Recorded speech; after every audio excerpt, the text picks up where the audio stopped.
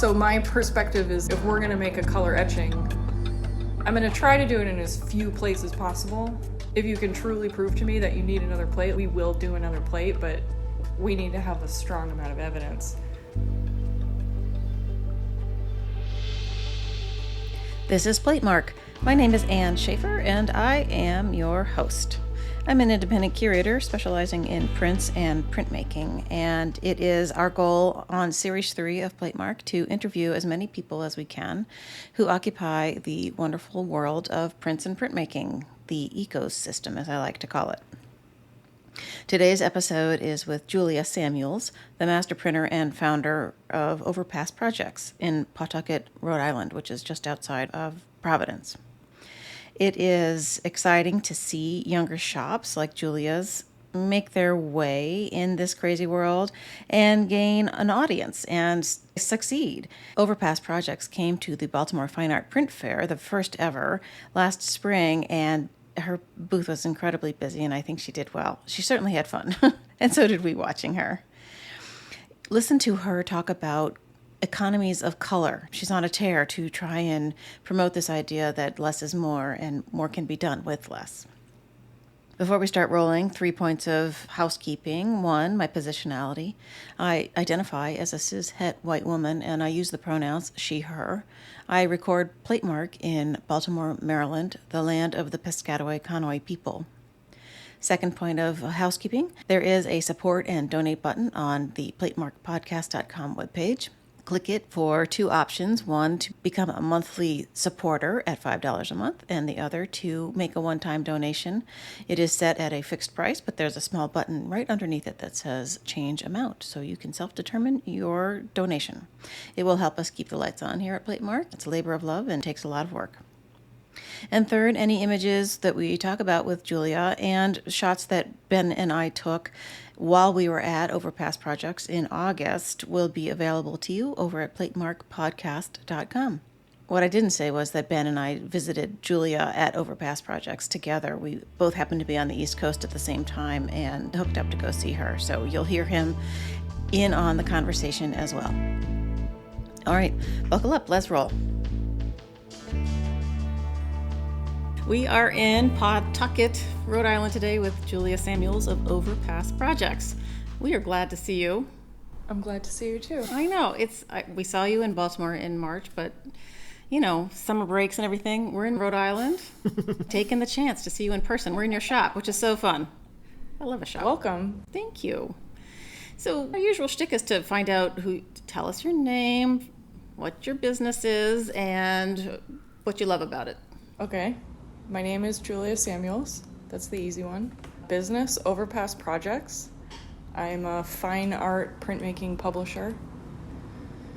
And what do I love about it? Why don't you tell us how you came to printmaking? So what happened was my high school art teacher was a printmaker and showed us reduction block printmaking. And the assignment was to make 10 little doodle drawing. And that day I probably made 150. I was like, okay, done. Like, this is what we're doing now. And I was just committed for life. Whoa. Yeah.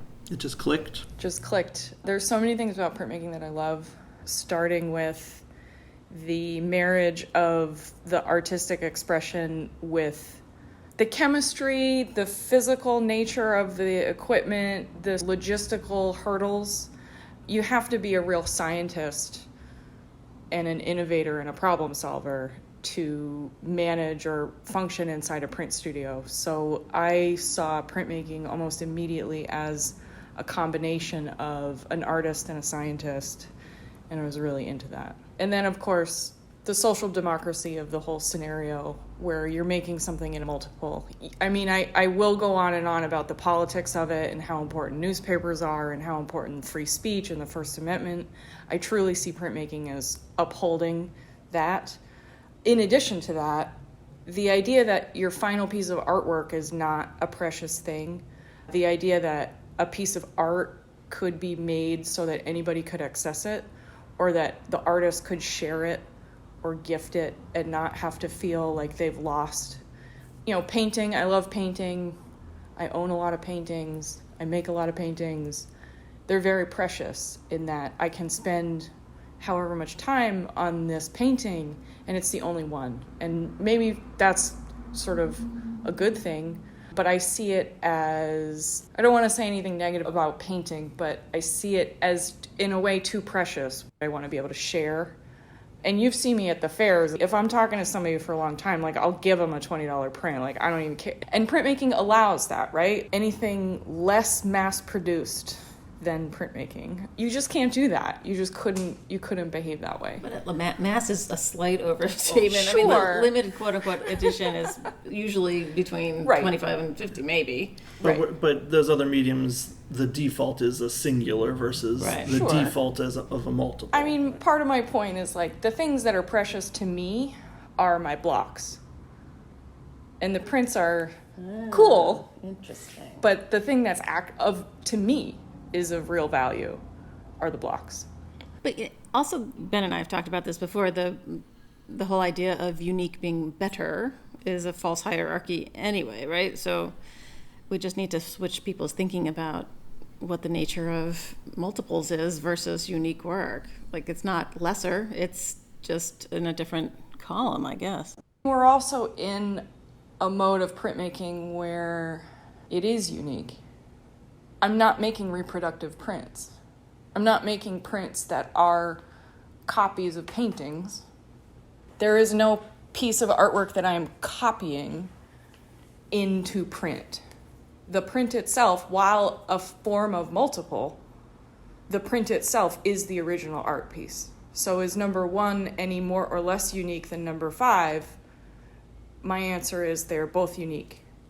Anybody could argue this for a long time, but as unique as the painting that was made as itself to begin with, sure, there's only one object of it, but my artwork is just as original.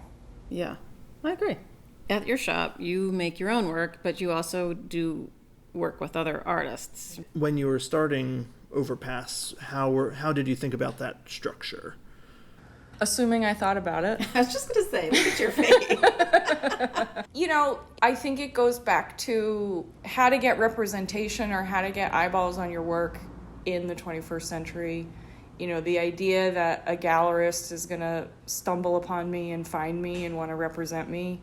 Not saying impossible, but I am saying pretty low chances.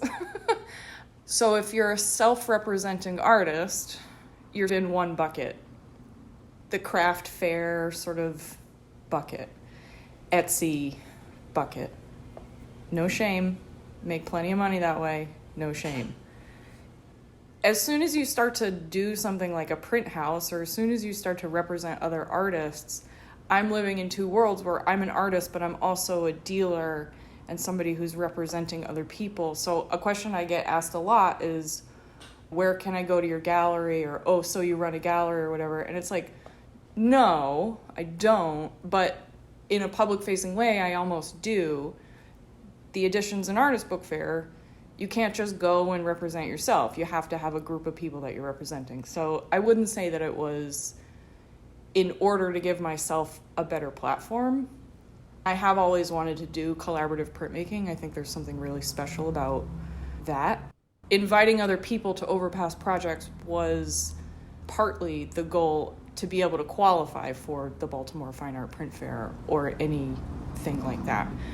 Assuming that some gallerist, you know, there's not a line of people at my door banging to represent me or whatever. I would say one of the things that is a drawback about what I do is that when I do go to the print fairs and present my work, there are gallerists that walk through there and they say, oh, so you have representation. It's like, I mean, no. So it's a difficult position to be in. I don't know, difficult, but it takes a lot of explaining, I guess, which is fine. But you're in charge of you have your own agency. You're in charge of your own. Yeah. The autonomy. Yeah. It's great. It's a double-edged sword, but I wouldn't have it any other way. When I'm really up against the wall in here and I'm really frustrated and things aren't going how I want them to, I definitely remind myself that you could still be at your old job. And what you're speaking to is, I think one of the intentions on our end of trying to flesh out this ecosystem, particularly within print, that as much as there's so many different roles and so many different people working in different, little corners of this world, that the structure that we have does not cover all things, and that there are gaps, that hybrid situations, or I don't know what you want to call them, but there's definitely ways of making it work and having a sustainable creative life that does not neatly plug into the system as we all found it, right? Sure. So I think it's beneficial for everyone to talk to people like you and hear some of those ways that people are navigating this ecosystem, right? Sure. And admittedly, I've taken on a lot, maybe inadvertently, but if I was just publishing collaborative printmaking, that would be enough. Or if I was a contract printmaker working in collaborative printmaking, published by somebody else, that would be enough. That would be a full-time job. If I was just an artist, that would be a full-time job. If I was just a sales representative, a dealer, that would be a full-time job. And there are some of those occupations that I can't give up, and then there are some of those occupations that make the rest of it possible. Part of Overpass, or part of the first chapter of Overpass, was doing collaborative publishing on my own to make a name for myself, so anybody who wanted to hire a contract printer would see my reputation and be able to see, oh, they did that work with this artist, let's go for that. And so if I grew a reputation to the point where all my jobs were artists paying me up front for my collaborative printmaking expertise, that's essentially the goal, or was 5 years ago, when I didn't know what was possible or what I could do, right? I am definitely at a point where I know that I never thought doing any of this would have ever been practical. I know that I never thought, you have, I don't know, bucket list or life goal or whatever, even something as simple as getting a print in an established museum collection. 10 years ago, never would have thought that would actually happen. Really? It was on the list of goals. Right. It was fully on the list, but it was like, oh, that'll never happen. As an artist or as the printer? As an artist. Okay. As an artist. Well, both, but. And that's happened? And that has happened a few times.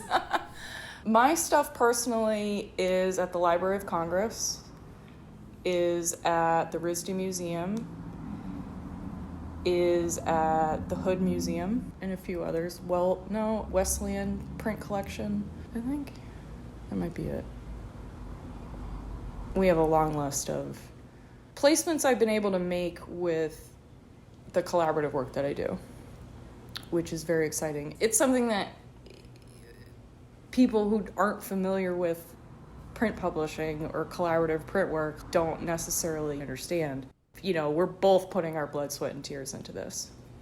Yeah, the whole giving credit to the printer / publisher, if they're the same person, on museum walls has always been a topic of discussion between print people and the rest of the museum. And in our last institution, Ben and I we were only able to do it in a very print-centric show. If it was a couple of prints in another more wide-open show, we would never put the publisher on there.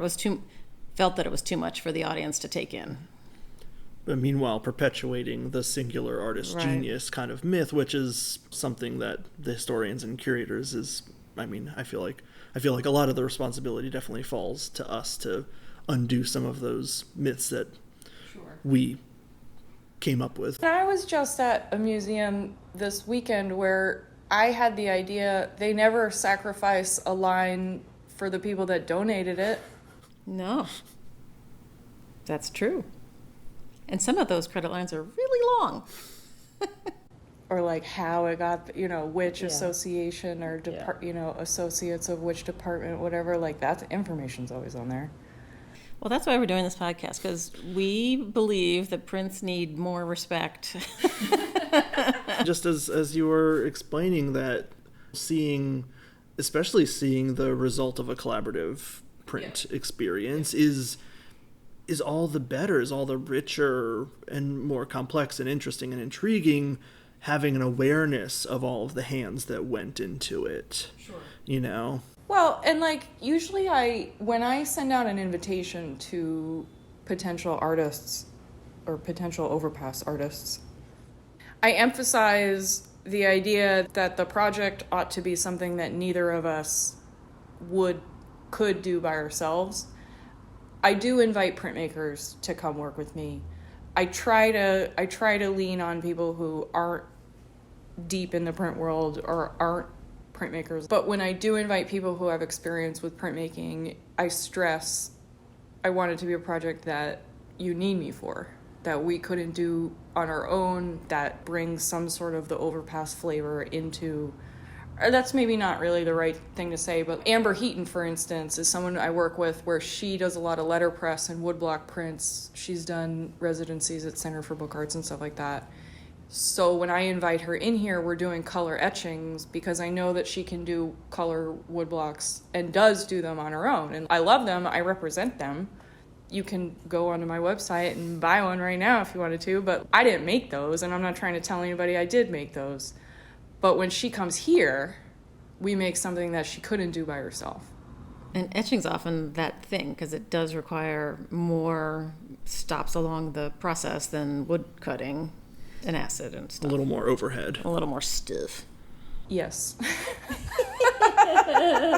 You're not seeing all the asterisks. Yeah. Yeah, and it's often a challenge to convince an artist to work in a different medium that they're not used to. And there's definitely a lot of, if you're going to come for a 5-day residency, I'm prepared that 2.5 days into it, we will have made a lot of garbage, and then we might get to work. It's just how it goes. I've learned this in the last 6 years of doing this. You can explain stuff until you're blue in the face, and the person you're talking to can be like, yeah, I get it, right, yeah. And then they fully don't. Which maybe they get it and they don't agree, but until you put the ink down and pull the paper back and do it again, then the light bulbs start to go off. Then you start to make real connections where you can start to make really special stuff. How do you build that trust with someone you're working with for the first time to make that leap? That's a good question. I don't know. It's difficult. Each artist is different. Each one is different, right? And part of it is some people are really ready to dive in and open and are prepared for making the mistake or losing the whole plate or something. And then other people are much more reticent. And even through completing a project and placing it into collections and going all the way to the end of the line, people can be very, I don't know, cagey would be a good word to say. And I understand it in the way that as an artist, the thing that you make is extremely precious to you, your baby. And then here's this other person saying, Overpass owns the work.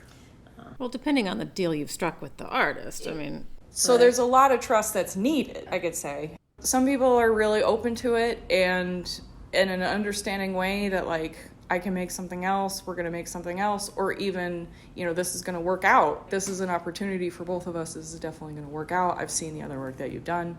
And then other artists, you just need to hold their hand every step of the way. One thing that people are really sensitive about is censorship. And so I definitely stress with my artists over and over again that I will not censor your content in any way. Yes, I'm a curator, and yes, it is my final decision what gets hung on the wall, but I invited you, and I know the work that you already make. I know how political it is or how not safe for work it is or whatever. I invited you. Let that stand as, here's the open door. I've got a print with Michael Menchaca that's got Donald Trump is like this sort of devilish eagle pig kind of thing, and all of the Republican senators are pigs with spikes and snouts and stuff, and they're all doing the Heil Hitler to this, I don't know, devil monkey thing, and there's all these swastikas in the background, and Michael was worried, like, I'm Jewish, my mother's Jewish, and regardless of that, it's still a very sensitive thing to reproduce, right? It's still a sensitive thing to make and to represent. And he was really nervous that I was going to not want to do it. And I explained to him, I was like, mentioning the First Amendment, this is the point. One of the things that makes me proud to be an American is that we can make that print. And that the point of this press is so that we do stuff like that.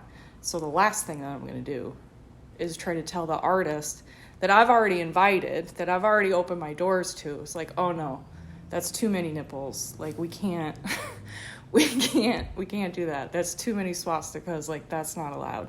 And of course, like, if somebody's going to be like pro-Nazi, like pro-bigot, I wouldn't have invited that person to begin with, right? So so that's where I don't want to keep rambling. Well, you've talked about inviting artists to come.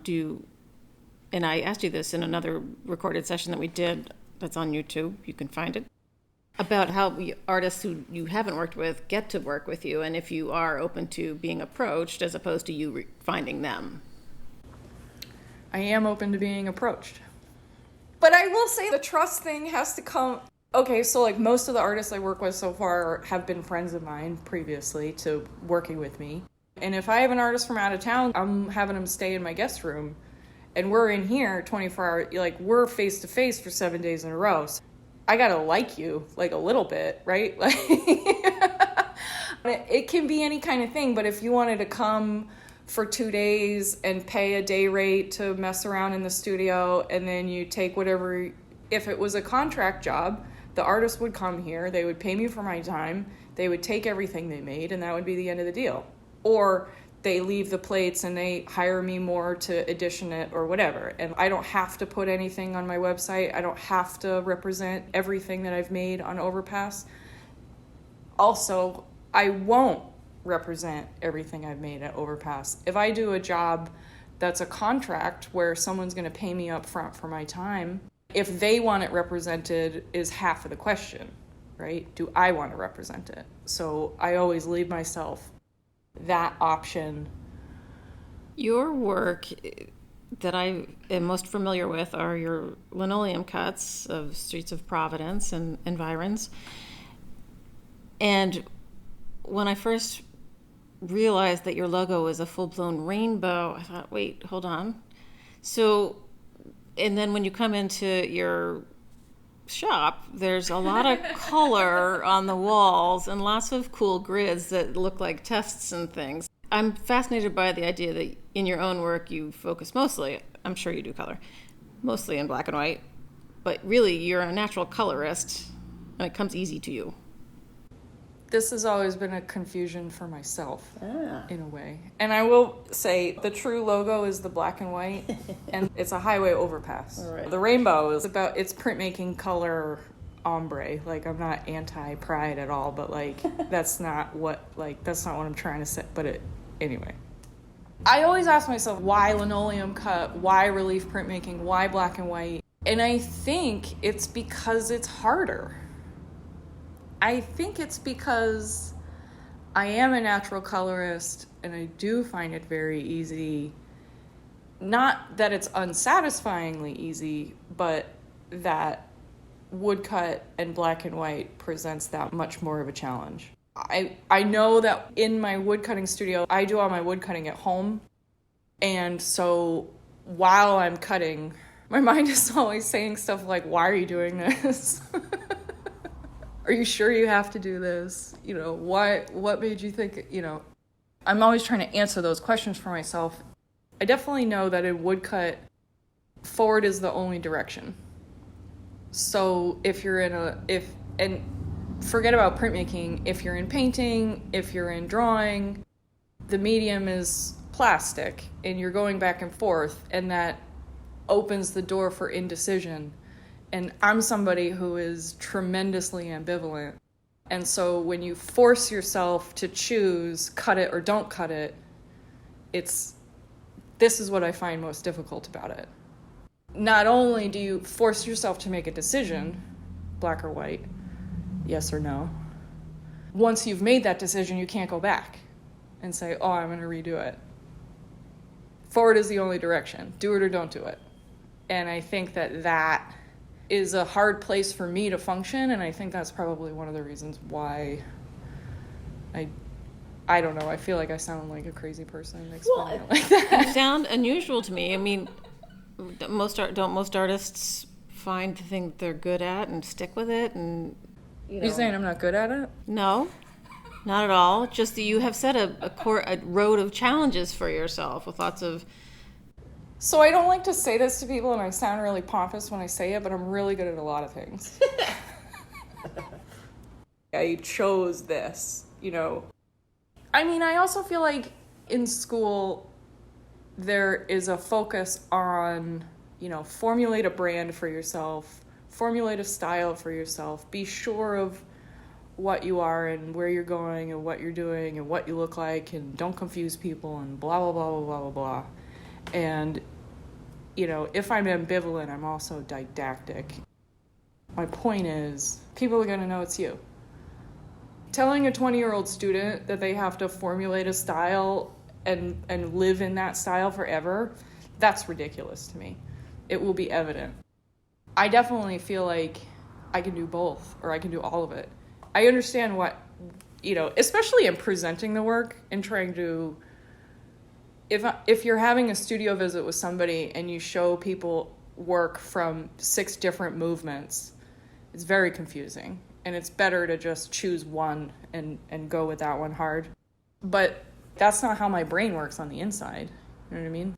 I'm everywhere all at the same time. I'm thinking of 45 things all at the same time. And is that one of the things that you find attractive about collaborating? Because you're constantly getting that different input or those different parameters? I do find it exciting, right? Printmaking is exciting because you're always trying to problem solve something new anyway.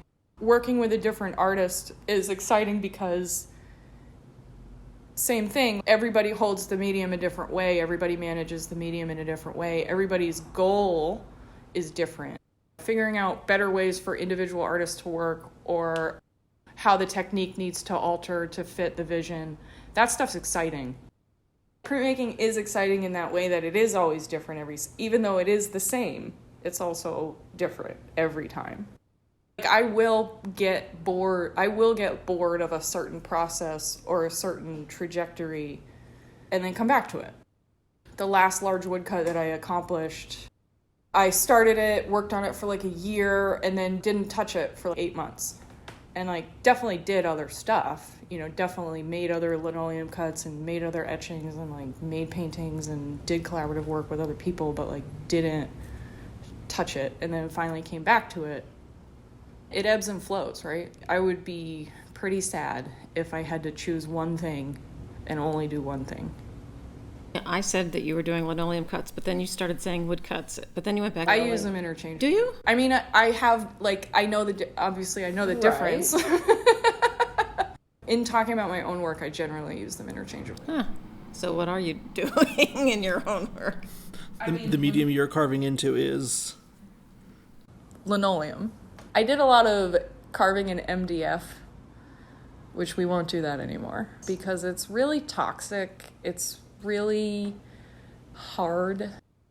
It's full of glue, which is really mean on your chisels, and formaldehyde from time to time, which is not good to be around. And linoleum is soft, and you don't have to sharpen your chisel. It's better. It's more expensive. I definitely did a lot of MDF back in the day because I told myself that I couldn't afford linoleum. Uh-huh. And then I figured out how wrong I was. Yes, MDF costs 10% what linoleum costs. If you're going to make a 3x4 foot cut, how long are you going to spend on it? My cuts probably take they probably take 200 hours. And so when you divide the cost savings over 200 hours, it's come on, dude, just buy it. Just spend $100 on the thing and it'll be better. Your life will be better. When an artist comes in, you have a lot of presses. So what techniques do you offer an artist? Here at Overpass, We have a overarching goal to be able to do 30 by 40 inches in every medium. Not letterpress because the letterpress can only be 14 inches wide, but screen printing, etching, linoleum cut / wood cut, relief printmaking. I do have a litho press. It is not currently functional. We do have the intellectual capabilities for lithography. The studio is not ready, I'll say, but it could be if you really wanted it to be. Like, Do you have stones or Yeah. doing yeah? Where'd you find those? oh, all over. People always ask, where'd you get all your stuff? A lot of eBay, a lot of just being in the right place at the right time. I bought this one from Rob Swainston because he was in my shop in Brooklyn, and he was just bragging about having just bought a 48-inch Charles Brand. And he's all, oh, my 40-inch Weplo, like, what am I going to do with it now? Like, I don't need it anymore, blah, blah, blah. I'm like, yeah, what are you going to do with it now? Just being in the right place at the right time. My Vandercook lived in Park Slope for its whole life, and I used to be a member at the Guana Studio Space in Brooklyn. And they have a letterpress, and one of the members called me up and they said, do you want, and it's like this big giant clamshell thing with one of the fan belts that like could take your arm off kind of thing. And he asked me if I want it, and I just bust out laughing at him. After a little while, I say, like, the minute that you decide that you can't take the Vandercook, like, I will be there. So finally, the guy with the thing in his basement says, like, now or never. And so finally they called me, and I went to go get it. Do you have friends with trucks and you just say, come on, we're going to go move something? Or do you have to hire a gang? Or how does it, these things are huge and heavy. I don't know. It's different every time. The Vandercook was in the basement. Somebody had carried it down there by hand anyway. So the guy in Park Slope was part of one of these, CrossFit gyms or whatever, and he got 8 of his friends, and I brought a $100 bill for each one of them, and I said, get it in the truck. And then, of course, I'm pulling away in the truck, and they're like, what, you're driving? Where are you going? I'm like, yeah, they let women drive these things. Wild. Oh, my God. They're like, where's your driver? What are you talking about? Jesus. Well, the shop is large, but it is sort of a triangular shape, sort of a puzzle, yeah. Yeah, loading dock. Helpful. Lift gate. Helpful. Pallet jack. Yeah. With a long enough lever, you can move the world. There you go. Do you want to talk to us about the economy of colors? Do I? Well, there are these really beautiful grid prints behind us, etchings that have swatches, I guess, of possible combinations of colors and layers, and Correct. They're beautiful, Thank you. but they're instructive. They are instructive. So here's the point where it'll be easier if I show you some things. Okay, as well, you I have to try bring to them back to the as mic. I try to explain myself. Do you want to talk about screen printing, or do you want to talk about etching? Good question. The system is different for both, I suppose. Yes. The idea is similar. So Julia is pulling out some things for us to look at, and we're going to do our best to take pictures of them and share them on the show notes so everybody knows what the heck we're talking about. They're small. They're, what are those, 12 by 12 maybe? Ish? Probably more like 10 by 10. Okay. And we understand in screen printing that it is a binary experience, meaning when you print, you're printing 100% of whatever you're printing, and what you're not, like, that's silly. You're printing 100% or 0. Yeah. There's ink or no ink. There's ink or no ink. Right. The ink can be any color. The ink can be any transparency, but there's no a little bit, kind of a little bit more. There's no gradation between yes and no. It's either yes or it's no. Well, that's true in wood too, right? That is sort of true in wood. Oh. It's supposed to be, but I just saw a bunch of really... Oh, no. Theoretically, yes. Okay. From the position of I'm a printmaker and I'm a colorist, and I totally understand when I print red and I print navy blue, it's going to give me a darkish, mostly blackish brown color. Like, me in my head, like, I get that. And so if I want to do a screen print of a sunset, then I can do it. And I can, on my 4 different stencils or whatever, I know how to do it. But to try to relay that information to a different artist who's going to try to draw stencils on their own, an artist who's not that familiar with screen printing, and also maybe an artist who isn't so intuitive understanding what color mixes are going to look like. And this goes back to like building trust with an artist. I developed this system to build trust with one specific artist. It worked. So the story is basically, you print 1 color, you get 1 color. You print 2 colors, you get 3 colors. And so how can I show the artist without, talking their ear off and not knowing whether or not we actually get each other? And then once you add the 3rd color, now you've got 7 colors, then you add this, I'm losing track of the numbers, but it does a power of 2 every time. So these screen printing color palettes were designed so that day 1, the artist comes in here and together we are choosing which colors we're printing. So you can see how here the black is a much more brilliant blue and here the black is a navy. And so by producing these palettes, the artist is now able to decide, oh, I like those combinations, but I wish these combinations were a little bit more yellow or a little bit more orange, and so we'll tweak the colors. And then finally what they'll have a takeaway is, I'll let you take this, and I'll say, okay, these are all the colors that you can paint with. These are all the colors that you can actually use in your design that are going to employ these colors in all of the overlaps. And so one of the things I always go back to is I try to be as efficient as possible. And so when an artist brings to me a composition that's red and black and blue, 3 layers, I say to myself, can't we do this in 2 layers? Can't we do this easier? Or if they have 4 layers or whatever, I say, okay, you're using red, yellow, and blue, and then you have this 4th brown color or whatever it is, like, can we figure out how to do it more efficiently?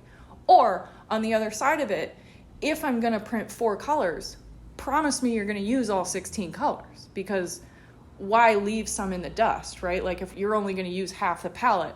And often it's because it's hard to imagine what those combinations are going to actually look like.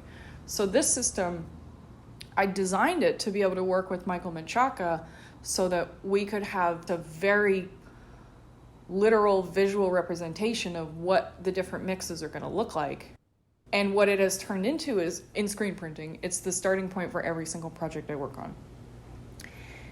It's really helpful because we don't go back and forth over, are you sure that it's opaque enough? Are you sure that it's the right color? What color is this? It just takes out all the guesswork. The artist and I will primarily work on the color palette, and then they'll start drawing. And then at that point, the goal is that they finish the stencils by the time the residency's over, or by the time they have to go home. So yes, it's efficiency in terms of we're getting all the work out of however many layers we're printing, but also efficiency in terms of I need to get all the artist out of the artist before they have to go home.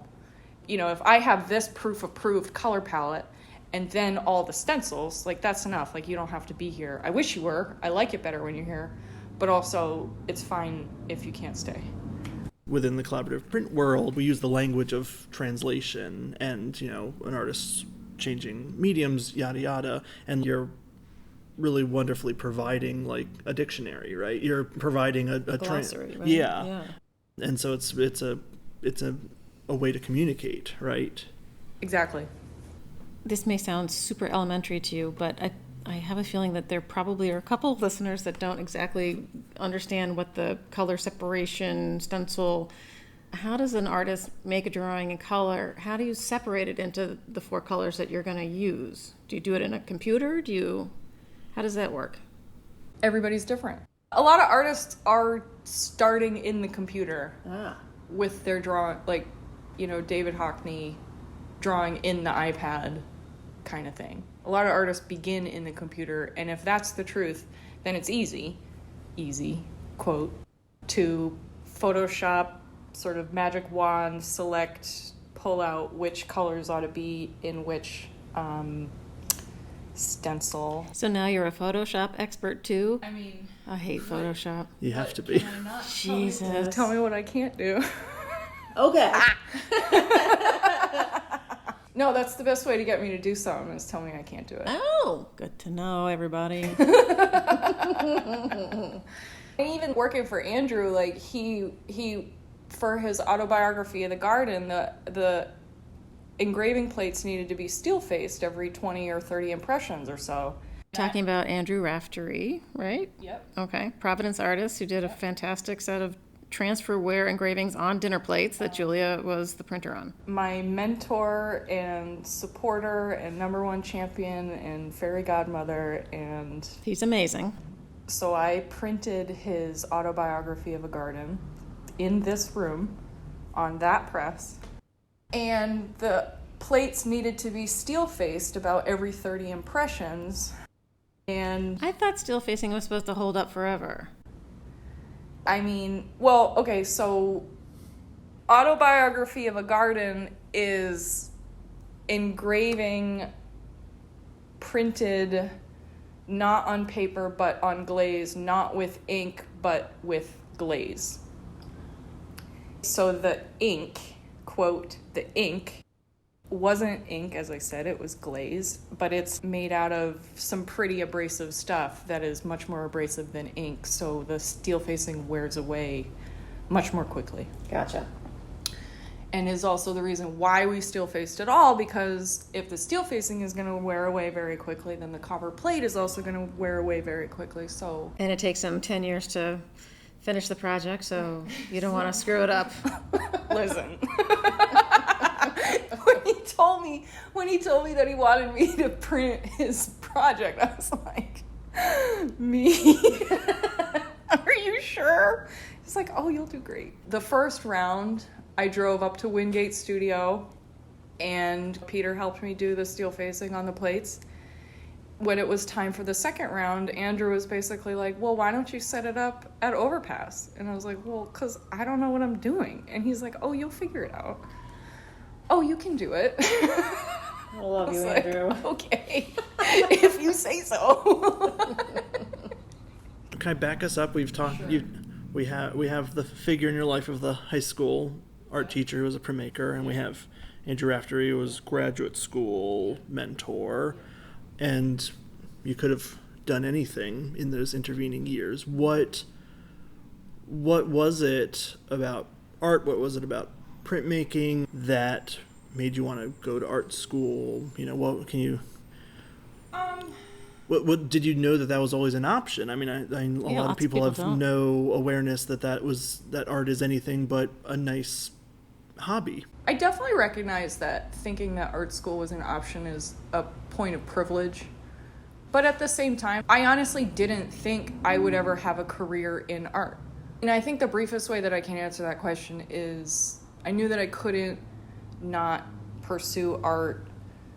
I knew that it wasn't ever a hobby for me. And I knew that I would be very unhappy if I didn't do it. I guess I thought that I was gonna go and get a BFA in printmaking, and then when I needed a real job, I would go back to school for some other degree and get a real job, I guess. I don't know. When you're in kindergarten and you fill out your bio, they say, what do you want to be when you grow up? It was always artist. Like, it was never anything but that. But of course, when I got into chemistry class and physics and stuff, like, I really wanted to work at a nuclear power plant. I did really want to be a lawyer. And then when I learned about printmaking, it was like, somehow it's this nexus of all these things. The First Amendment thing is huge for me. The social democracy is huge for me. And then when you see me actually in the etching studio, like, I am a chemist. I've got all the beakers and the graduated cylinders and the gear and everything. Printmaking quickly showed itself as almost the answer to all the questions. It's so much more, and Okay, so I never thought it was practical to want to grow up and be an artist. And I also never wanted to be an art teacher. As a child, I believed that art was not something that you could teach. I have a totally different viewpoint about that now. But as a child, I thought I didn't want to be an art teacher because artists are already artists. I think I thought because artists are already artists. Or I must have thought there's nothing to teach or something. And then when I learned about printmaking, I was like, oh, there's all this stuff to teach. There's all of these employable skills. Not only did it make more sense to me to be a printmaking professor versus a painting professor, but it made a lot more sense to me in terms of being employable or hireable.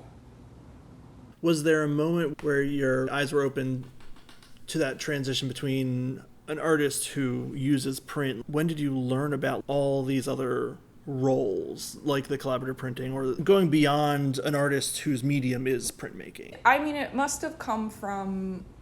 So I went to Pratt for my undergrad, and so you're going to, in the printmaking department, they're telling you, okay, like, it's print week, like, you have to go to the IFPDA fair. And so you go there and you see, like, oh, there's companies that work with other artists, right? So I probably learned that way. And before I went to grad school and when I was moonlighting as an artist, effectively, I always had the dream of doing collaborative printmaking also, because I can see printmaking as it could be applied to your work. Like, if I look at your work, I can R&D the best way to get printmaking into you rather than you into printmaking. It's how do we fit printmaking into the way that you're comfortable working.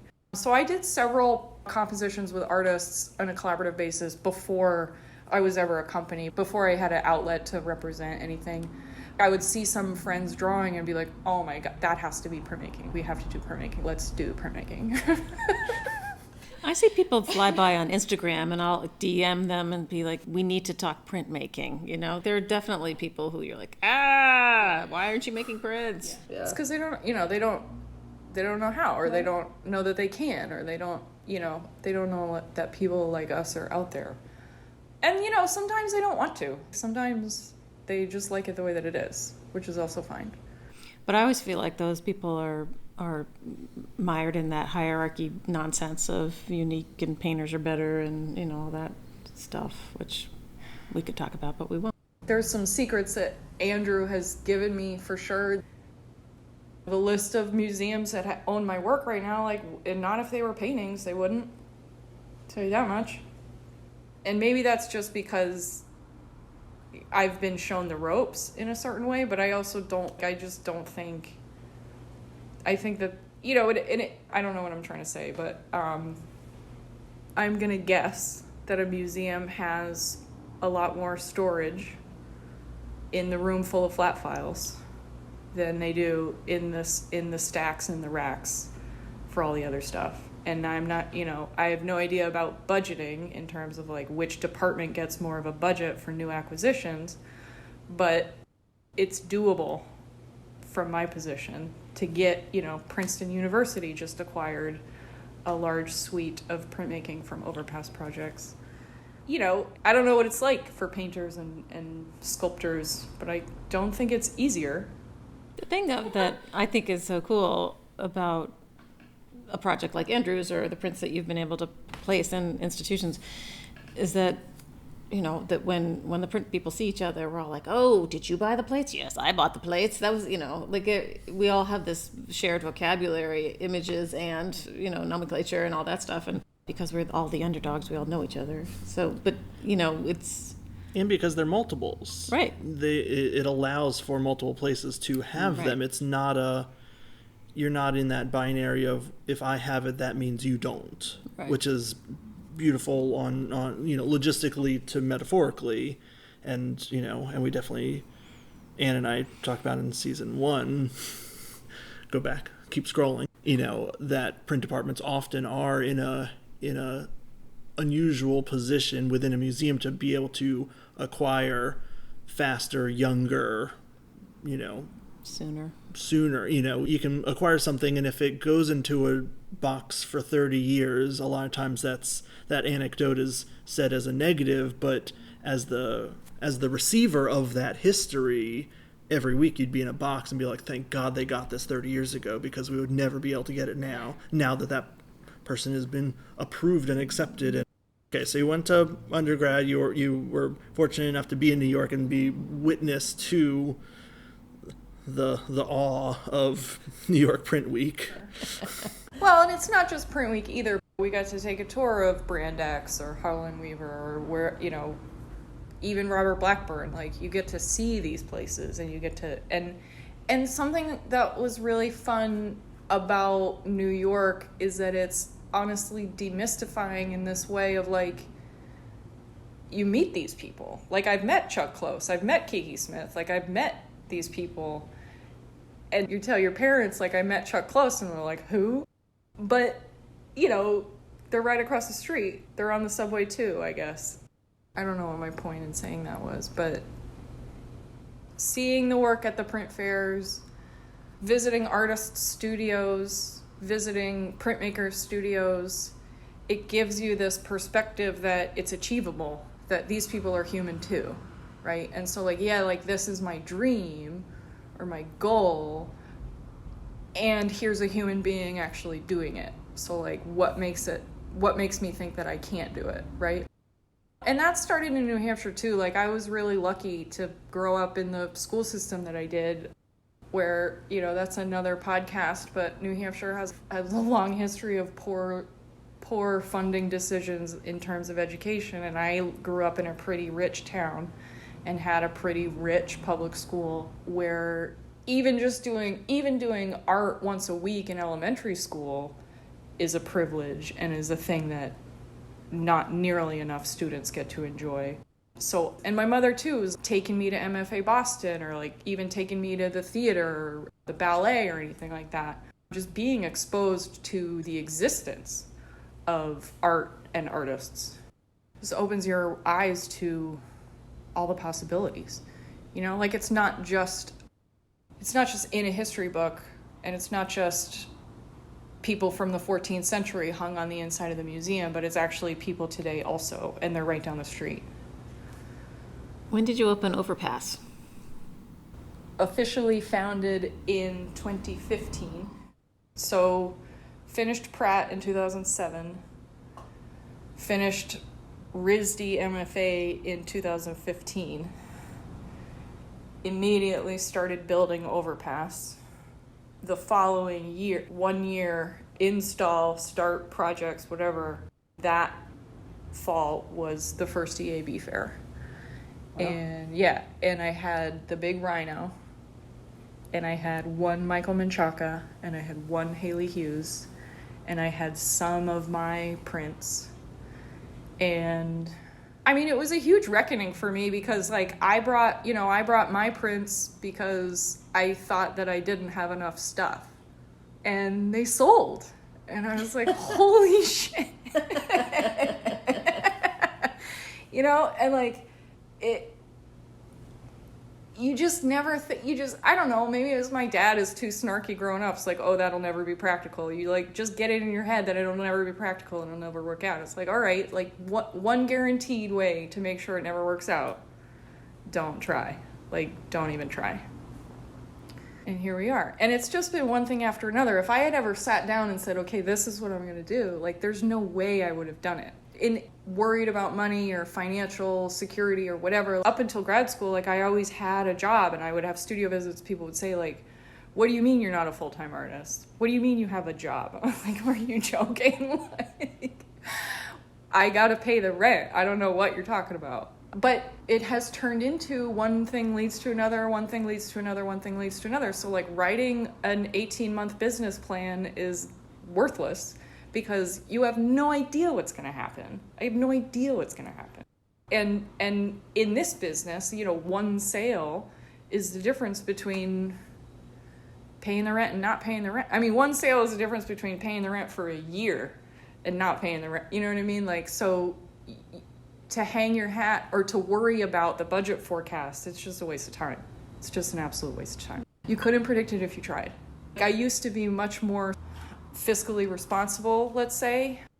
3 months of spending in the bank, 6 months of spending in the bank, whatever. We don't operate that way anymore. And it's fine. And one day, if I don't have the rent money, we'll change what we're doing.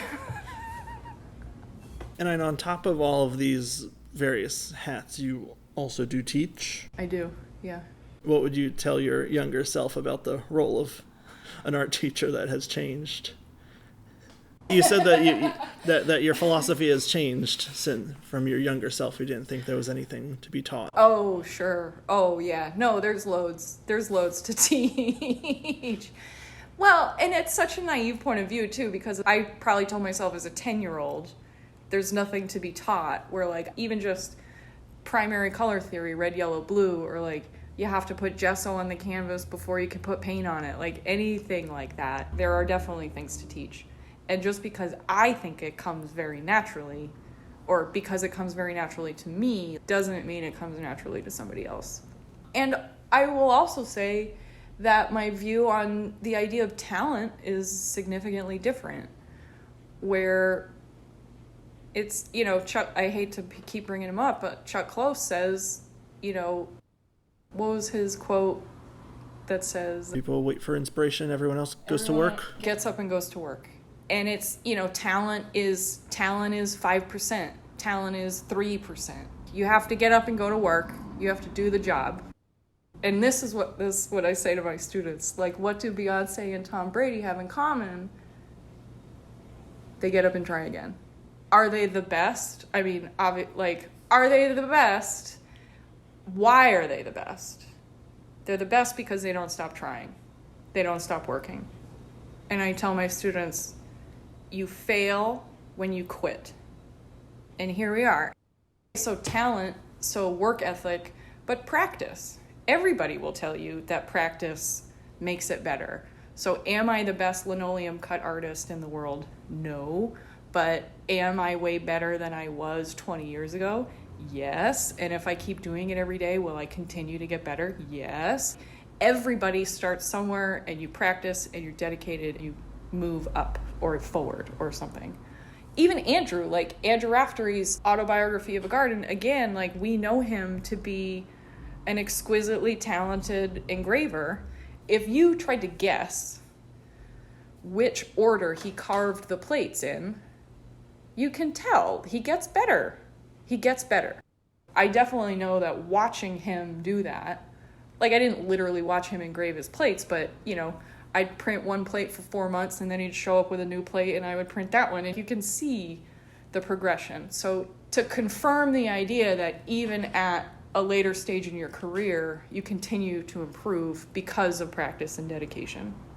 And so what does talent have to do with it? Extremely little. It's probably more like I just like it, like I think it's fun, rather than that I'm talented, right? Like, Okay. A painter can practice and be dedicated because it's fun. They have fun mixing the paint or putting the paint, I like doing it, so I keep doing it. And that's where the practicing dedication comes from.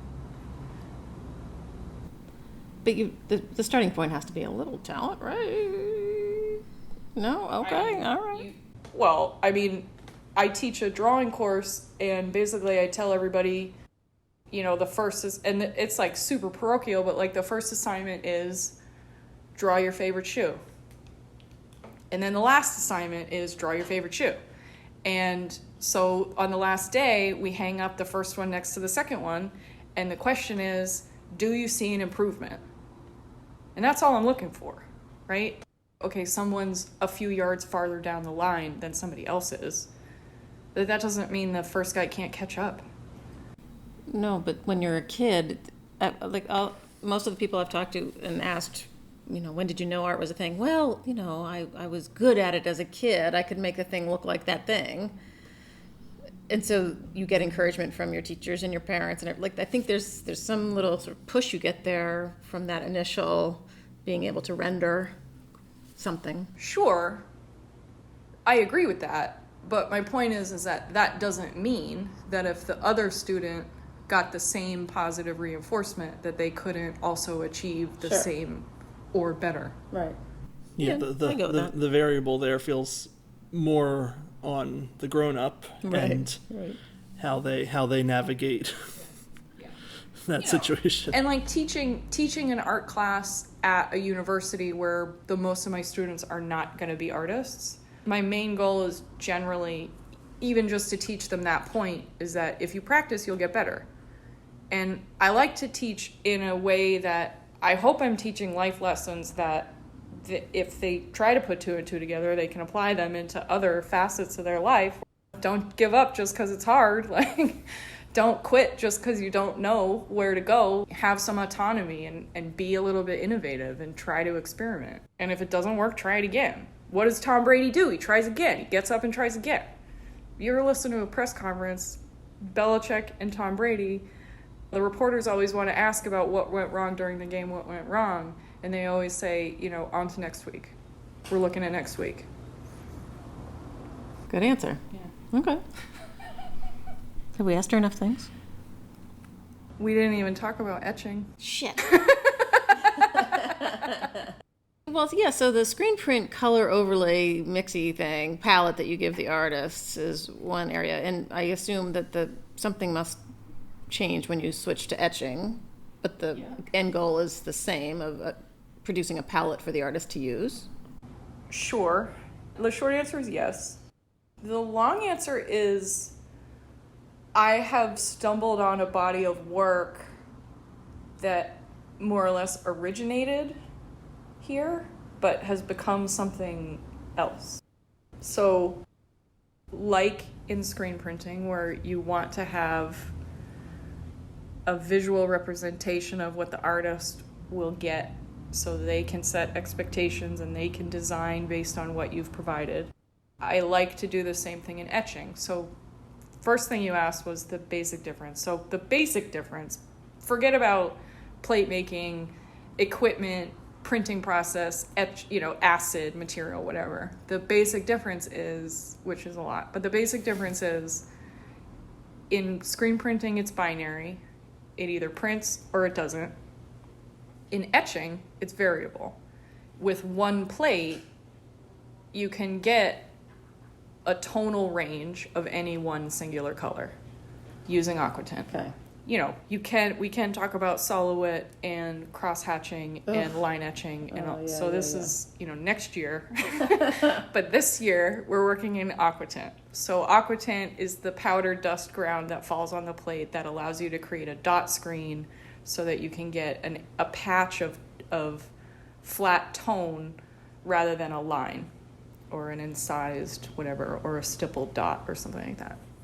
Aquatint allows you to etch the plate so that one plate can carry multiple shades or tones or tints of one color. So if I'm going to print blue, I'm going to be able to have a plate that has wicked dark blue, medium blue, and pretty light blue, and then also zero blue. It's not quite continuous tone, but it's the same idea. So in screen printing, when you have one color and you have another color, then you end up with 3 colors. But in etching, let's say you have a plate that has 4 tones of red, and then you have another plate that has 4 tones of blue. Now what you get from 2 different plates, you get 16 options, and then so on and so forth. So when an artist comes in to draw a color etching, you want them to have confidence to know if I do 70% on the purple plate and 40% on the orange plate, this is the color that it's going to look like. So I had an artist in here, Eric Deal, last summer, and we were working on a 3-plate color etching, and you could see there's a little Venn diagram thing over there. I made him one of those we talked for 45 minutes about which colors we wanted the plates to be. It was probably like 2.5 hours. We talked about what color. And so I printed him a Venn diagram of the mixes of the different colors, and he's looking at it, 3 days into the project, he's looking at it, and he says, this doesn't have all the overlaps. And I was like, oh no, you're right, it doesn't. I thought I make mistakes too. I thought it did. It had the major ones, but it wasn't good enough. So then I started making aquatint grids that do have all of the overlaps. And the first one I made was based on 7 different tones per plate, 3 plates, 7 different tones, gets you 343 different results. And it continues to go back to this idea of getting the full employment out of what we're doing. So maybe the thesis that I'm working on is you don't ever need more than 3 plates. You definitely don't ever need any more than 4 plates. And everybody's different in terms of how they produce their work. Sometimes it's just easier to do it in a direct way and say, okay, if they want this emerald green right there, like we'll just make a plate for the emerald green and it'll be right there and that's it.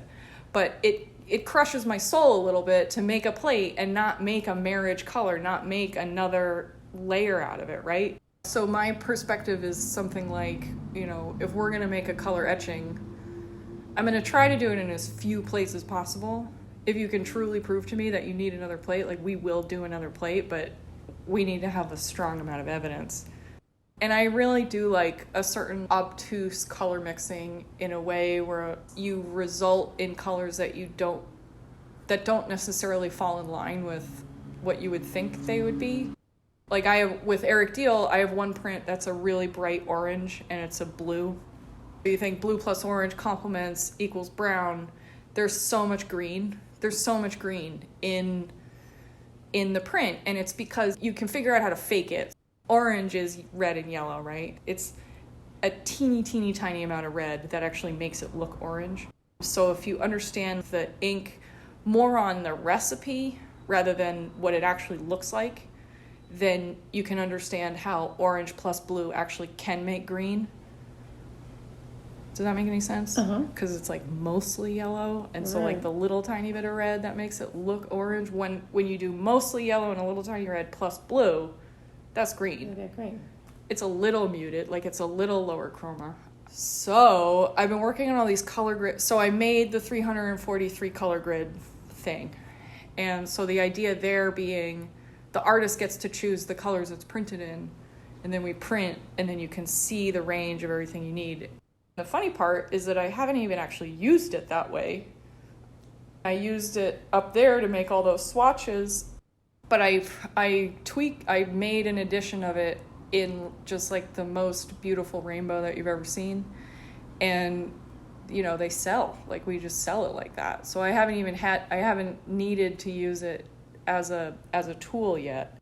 And then that led me to, now what I'm working on is the color grid, the 343 color in a random order. So the first print that I made is all orderly in an, I don't know what else to say, in an order. Chromatically. Yeah, Okay. like it's like all dark at the top and it goes lighter, and then it's all dark on the left and it goes lighter. So it has a logic to it so that you can follow the map of how do I make that color? Like it's obvious from the layout how it gets made. And then so I've been working on that same thing but randomized. So those plates over there, what I'm working on is 3 plates, 9 tones each, 729 colors organized randomly. My head hurts. You have to create a structure for the randomness to occur within. Agreed. It's been a thing. Jesus. No wonder you don't listen to anything while you carve. Your brain is busy I don't enough. listen about art, that's for sure. I don't listen about art, but yeah. But so I want to show you some visual stuff, but Yeah. if we want to like, Yeah, we can wrap up. maybe this is for like round 2. I don't know. It's a lot. It's a lot. All right. Well, I have to say to the people out there, Julia came to the Baltimore Fine Art Print Fair, our first one ever, this last spring, 2022. And my husband was so enamored of one of these etching grids in blues and greens that it's at home, ready to go to the framer. So it's if you can get my husband hooked, yeah, so well done. Sales runs in my blood. Right, there you are, a good salesperson. Those shoes. So EAB, the Editions and Artists Book Fair, is not running this year for whatever reason, lots of them, and so you're not showing in New York in the fall. I am showing in New York where are in you the going? fall at the New York Satellite Print. You're going to do satellite. I'm going to do Satellite. Great. Well, that's good. Yeah. Well, we'll see you there. There you go. And then I think she's in for next Baltimore Fair and next year, which is on the calendar already for the end of March. So I look forward to that. Yeah. Yeah. You did good at that. You were busy at the fair. There were tons of people in your booth all the time. I know. Yeah. It was great to see. It was great. It's, it's fun. I always have fun at fairs like that. Yeah. Yeah, no, we all had a good time. I'll be there next year. You better be. I couldn't believe you missed this one after all this time, Ben. Jeepers. And I've said this several times, but one of my favorite parts about the Baltimore Fine Art Print Fair is that, unlike in New York, where all of the very established print houses are at the IFPDA, Overpass enjoyed being on the same level as all of those guys that we've heard their names for a really, really long time. So that level of affirmation. Overpass has only existed since 2015.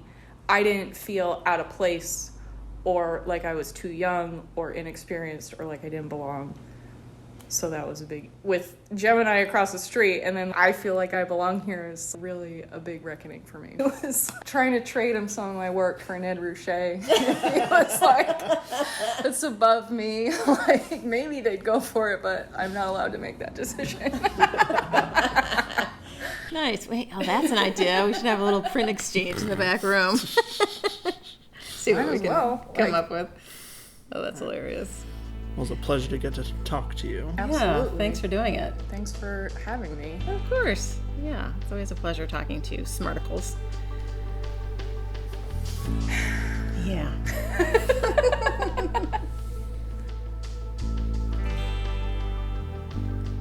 Thank you for listening to this episode of Platemark with Julia Samuels. It's always fun to visit printmakers and master printers in their own shops, and this episode was no different. Thanks to Julia for letting us invade her space for that morning, and also a special thank you to Michael Diamond for the use of his original music. Next time, we have a special episode which is dropping in 1 week as opposed to our usual 2-week process. On October 18th, the interview will be with Latoya M. Hobbs, who's a Baltimore-based printmaker who has won a commission from the IFPDA to enact a large-scale installation called Jeanette's Daughters at the front of the fair. It's one of her trademark relief carvings. It will be shown alongside her portfolio of portraits of the founding members of Black Women of Print, those artists who contributed to the Black Women of Print's first portfolio, which was called Continuum. That was published by High Point Editions. Meanwhile, that portfolio, Continuum, which is a mixed portfolio by the Black Women of Print, will be on view at the Metropolitan Museum of Art, so make a trip over there to see that. Latoya will also be participating in a related program at the IFPDA Fair, a panel discussion that will be moderated by Kimberly Gant, a curator at the Brooklyn Museum of Art. That talk will be on Friday, October 28th at 1:30 at the Jacob Javits Center, which is where the IFPDA Print Fair will be. The IFPDA Fair is open from October 27 to 30, and you should all go. It's a transformative place. I think they have 70-something vendors this time, and you will never see that many prints in one place ever again. And a quick reminder that any images that Julia talked about and any images that Ben and I took with our phones while we were in the shop will be over on platemarkpodcast.com. And also over on that website is that support and donate button. Help us keep the lights on and donate today. Okay, we'll see you next week.